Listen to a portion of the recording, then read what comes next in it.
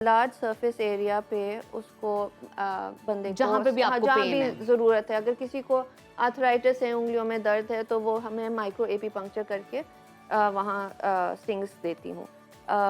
दर्द बिल्कुल भी नहीं होता जब माइक्रो स्टिंग्स कर रहे होते हैं, बट अगर कैंसर का इलाज कर रहे हैं और ज़्यादा देना होता है तो फिर हम फुल स्टिंग्स देते हैं। तो फुल स्टिंग्स में शहद की मक्खी को यूज़ किया जाता अच्छा, है। तो किन-किन बीमारियों का इलाज इससे होता है? इसमें आर्थराइटिस बहुत ठीक आसानी है। से ठीक हो जाता है। कैंसर पे बहुत सारी रिसर्च हो रही है ऑस्ट्रेलिया में, और वेस्टर्न ऑस्ट्रेलियन यूनिवर्सिटी है एक, जो उन्होंने ये डिस्कवर किया है कि जब बी वेनम को एक कैंसर पे इंट्रोड्यूस किया जाते हैं तो उसका जो कैंसर का एक मेम्ब्रेन होता है वो बी वेनम उसको डायरेक्टली डिस्ट्रॉय करती है, उसके अंदर ओके। होल्स क्रिएट हो जाते हैं। हमारे साथ मौजूद हैं मदीहा बेग साहिबा, जो के हवाले से पाकिस्तान में काम कर रही हैं। वेलकम टू सुनो पाकिस्तान मदीहा। Thank you. सबसे पहले तो ये बताइएगा, ये किस किस्म का तरीका इलाज है और किन किन ममालिक में राइज है, आपने कहाँ से सीखा? मैंने पोर्चुगल से सीखा है, एपी थेरेपी एकेडमी से, बट मैं जर्मन एपी थेरेपी एसोसिएशन की भी मेंबर हूँ, अमेरिकन एपी थेरेपी एसोसिएशन की भी मेंबर हूँ, और डिफरेंट यूरोपियन कंट्रीज़ में, और अब ओमान वगैरह सऊदी अरेबिया साइड पे भी बहुत ये होने लग गया है। अच्छा मदीहा, ये बताइएगा ये इलाज का प्रोसीजर क्या है? कैसे होता है? ज़हर के ज़रिए होता है या डंक के ज़रिए होता है? तो जो बी वेनम होता है, जो स्टिंगर के अंदर जिसको आप डंग कह रहे हैं, वो एक पंप होता है जिसके अंदर एक स्टिंगर होता है जो बॉडी के अंदर लग जाता है, ओके। और वो पंप जो है वो उसको अंदर डालता जाता है। तो दो चार डिफरेंट टेक्निक्स मैंने सीखी हुई हैं। एक को माइक्रो एपी पंक्चर कहते हैं या माइक्रो स्टिंग्स फॉर शॉर्ट। उसको स्टिंगर को निकाल के लार्ज सरफेस एरिया पे उसको बंदे को जहाँ पे भी आपको जहाँ पेन भी है। ज़रूरत है, अगर किसी को आर्थराइटिस है, उंगलियों में दर्द है, तो वो हमें माइक्रो एपी पंक्चर करके वहाँ स्टिंग्स देती हूँ। दर्द बिल्कुल भी नहीं होता जब माइक्रो स्टिंग्स कर रहे होते हैं, बट अगर कैंसर का इलाज कर रहे हैं और ज़्यादा देना होता है तो फिर हम फुल स्टिंग्स देते हैं। तो फुल स्टिंग्स में शहद की मक्खी को यूज़ किया जाता अच्छा, है। तो किन-किन बीमारियों का इलाज इससे होता है? इसमें आर्थराइटिस बहुत आसानी है। से ठीक हो जाता है। कैंसर पे बहुत सारी रिसर्च हो रही है ऑस्ट्रेलिया में, और वेस्टर्न ऑस्ट्रेलियन यूनिवर्सिटी है एक, जो उन्होंने ये डिस्कवर किया है कि जब बी वेनम को एक कैंसर पे इंट्रोड्यूस किया जाते हैं तो उसका जो कैंसर का एक मेम्ब्रेन होता है वो बी वेनम उसको डायरेक्टली डिस्ट्रॉय करती है, उसके अंदर ओके। होल्स क्रिएट हो जाते हैं। तो फिर आपका जो इम्यूनिटी है वो खुद जाके वो कैंसर सेल को बाहर निकाल सकता है। अच्छा मदीहा, हमने तो हमेशा यही सुना है, मतलब जो न्यूज़ आती है कि किसी मुल्क में जी मक्खियों ने हमला कर दिया, किसी ने उन्हें छेड़ा, बेचारियों को उन्होंने हमला किया और उन्होंने उससे कई ज़ख्मी लोग कर दिया। जख्मी हो गए हैं। तो आप बताएं, आपने अब तक कितने मरीजों का इलाज किया और कौन कौन से अमराज का इलाज किया आपने इनके जरिए? मैं 9 साल से कर रही हूँ, और ये जो वाइल्ड में बी स्टिंग्स हो जाते हैं ना, वो तो 100 200 500 मक्खियाँ पड़ जाती हैं, तो वो डिफरेंट सिचुएशन है वहाँ। एक शॉकिंग सिचुएशन भी है, और उसमें बहुत ज़्यादा आपको एकदम से बी वेनम मिल रहा है।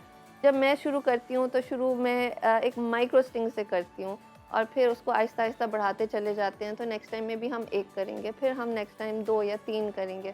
तो इस सेशंस होते हैं यानी इसके? सेशंस होते हैं, तो इट डिपेंड्स किसको क्या ज़रूरत है, कहाँ पे कैसे हाँ, ज़रूरत है। अगर जैसे फ्रोज़न शोल्डर्स हुए होते हैं लोगों को, तो वो 1-2 स्टिंग्स में ठीक हो जाते हैं। मदीहा, ये बताइए कि अब तक कितने मरीजों का इलाज कर चुकी हैं? क्योंकि आपने अभी बताया कि आपको 9 साल हो गए हैं इस फील्ड के अंदर, और कितना टाइम ड्यूरेशन लगता है एक मर्ज़ को, एक डिजीज़ को ख़त्म करने के लिए? तो इट रियली डिपेंड्स कि उस बंदे को क्या डिजीज़ है, कितनी उसकी प्रोग्रेशन हो गई है।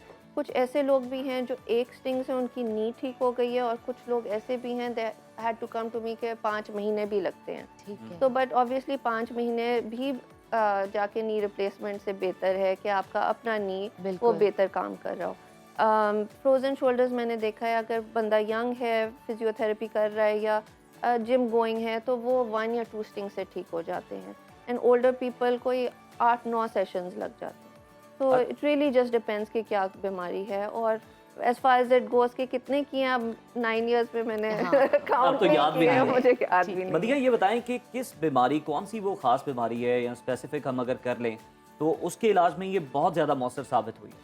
तो जो सबसे ज़्यादा मैं आपको रेकमेंड करूँगी वो इम्यूनिटी बूस्टिंग के लिए करूँगी। अगर आपको कोई बीमारी भी नहीं है और आप महीने में 1 स्टिंग कर लेते हैं, तो आप ये नोटिस करेंगे आपको नज़ले, ज़ुकाम, खांसी, फ्लूज होने रुक जाते हैं। You are just healthier in general, और it's also preventing cancer. तो अगर आप बड़ी बड़ी बीमारियों से लॉन्ग टर्म बच रहे हैं तो why wouldn't you come and get one sting a month? नहीं आने वाली हैं तो मेरा ख्याल है कि बजाय आप नजले जुकाम के लिए वैक्सीन लगवाएं, बल्कि हम इस पे ना ट्राई कर लिया। हाँ बिल्कुल ट्राई करते हैं। और ऑफ द रिकॉर्ड हम इनसे बात ही कर रहे थे कि आपने खुद पे भी ट्राई किया है कभी? नहीं, तो मैं खुद करती हूँ, मेरे बच्चे करते हैं, मैं अच्छा, अपनी अम्मी फ्लू को में करती हूँ। मतलब पैनाडोल नहीं है आपके घर? पैनाडोल तो हम पता नहीं सालों से नहीं यूज की। अच्छा, ये आपकी पाली हुई है? ये मेरी पाली है। आपकी पालतू है, आपको तो नहीं डंग मारती है घर? तो बहुत रेयर है कि मुझे स्टिंग डायरेक्टली कोई अब करे। शुरू में क्योंकि मैं आप आजाद ही नहीं छोड़ दी। नहीं वो अभी भी हम देख- अच्छा काम आपने करवाते उन्हें हैं। जार में रखा हुआ है और उनके पास शहद है, वो क्यों निकलेंगी बाहर? नहीं दे वेरी हैप्पी। लेकिन पहले मैं फुल जब मैं शुरू से बी कीपर थी तो मैं अपनी हैट और वेल और ग्लव्स पहनती थी। अब मैं ये भी नहीं पहनती क्योंकि अगर स्टिंग हो जाए तो मेरा ही फ़ायदा है, तो मैं तो वेट करती हूँ कि खुद से ही हो जाए तो बेहतर है। बिल्कुल ठीक। अच्छा मदीहा बताइएगा कि मेडिकल साइंस इस प्रोसेस को, इस मेडिकल ट्रीटमेंट को एक्सेप्ट करती है और वेस्ट में इसकी मकबूलियत और कबूलियत किस हद तक है? तो you can go to different websites like western Australian university का जो है, आप डालें western Australian university bee venom and cancer, वो आपको पूरी रिसर्च आ जाएगी। एक वुहान में उन्होंने बी कीपर्स एसोसिएशन है, उन्होंने after the first wave of COVID they went to every beekeeper, every apitherapist और उनका every patient, and they discovered not a single person got COVID. तो they interviewed over 5000 people.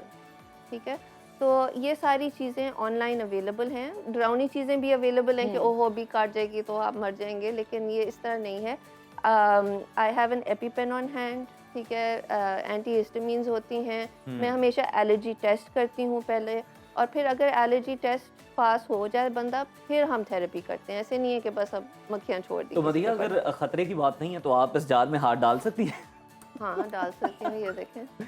बस ये ख्याल रखिएगा कोई बाहर ना निकल जाए, बाहर निकले तो वो जरा आपने थोड़ा सा मुझे ऊपर बोला। उठा के इसे ताकि कैमरे में भी आ सकेंगे। मतलब इसमें अगर स्टिंग हो जाए तो हो जाए, मतलब it's good for you, you know. अच्छा मदीहा, जैसे कि अभी आप कह रही थी कि लोग डर जाते हैं सबसे पहले इसका नाम सुन के, तो इलाज की बात तो दूर से है, तो इसकी आगाही के लिए, इसकी अवेयरनेस के लिए कोई कैंपेन करती हैं, कोई लेक्चर्स या सेमिनार्स वगैरह डिफरेंट मुझे यूनिवर्सिटी? कोई बुला लेता है तो मैं चली जाती हूँ, जैसे आपने बुला लिया, लेकिन मैं खुद इतनी बिजी हूँ, मेरे पेशेंट्स खुद ही चले आ रहे होते हैं कि मुझे कोई अभी ज़रूरत नहीं पड़ी तो। यानी लगता है मदीहा लंबी लाइन लगी हुई है पेशेंट्स की आपके पास? हाँ, क्योंकि कोई एक बंदा ठीक होता है वो 20 मतलब लोगों को ऑलरेडी अवेयरनेस है इस बात। मौके का फायदा उठाएं नजब, ये सवाल ना करें आप। मैं तो ये प्रोसीजर समझना चाह रही हूँ ताकि इकट्ठे जा सके इसका आगे चले मैं भी सर्दियां आ आपके रही शाना हैं। बशाना हूँ, अगर यहाँ पे बिल्कुल। हूँ तो फिर वहाँ पे भी। बिल्कुल। और मेरा ख्याल है मदीहा साहिबा का हम शुक्रिया अदा करते हैं। मदीहा, आपका बहुत शुक्रिया, आपने you so अपने much. मसरूफ कीमती वक्त में से वक्त निकाला, अपने मरीजों का टाइम जो है ना वो आपने हमें दिया,